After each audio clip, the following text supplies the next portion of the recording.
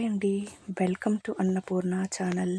ఈరోజు నేను చిగురు పప్పు చేస్తున్నాను.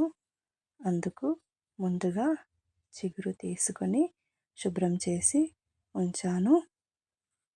కందిపప్పు ఒక చిన్న గ్లాస్తో తీసుకున్నాను. కందిపప్పు కుక్కర్లో వేసి శుభ్రం చేసుకొని ఒక పెద్ద గ్లాస్తో వాటర్ తీసుకొని వేసుకోవాలి. హాఫ్ స్పూన్ పసుపు వేసుకోవాలి. 1 స్పూన్ కారం వేసుకోవాలి. కొంచెం కరివేపాకు వేసుకోవాలి.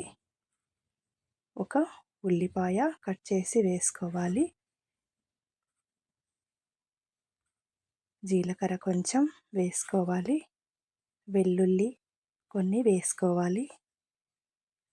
చిగురు వేసుకోవాలి. 1 స్పూన్ ఆయిల్ వేసుకోవాలి. స్టవ్ ఆన్ చేసి కుక్కర్ మూత పెట్టి 3 విజిల్స్ వచ్చాక స్టవ్ ఆఫ్ చేసుకోవాలి. పప్పు ఉడికింది.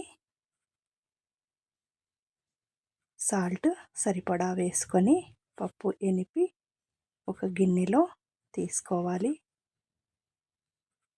చిగురుపప్పు రెడీ అయింది. ఇక పోపు చేసుకోవాలి. పోపుకు చిన్న ప్యాన్ పెట్టి అందులో ఆయిల్ 1 స్పూన్ వేసి జీలకర్ర, ఆవాలు, కరివేపాకు, ఒట్టిమిరపకాయ, వెల్లుల్లి వేసి పోపు రెడీ చేసుకొని చిగురుపప్పులో వేసుకోవాలి. అంతేనండి, చిగురుపప్పు రెడీ అయింది. అన్నంలో చాలా టేస్టీగా ఉంటుంది. ట్రై చేయండి ఫ్రెండ్స్.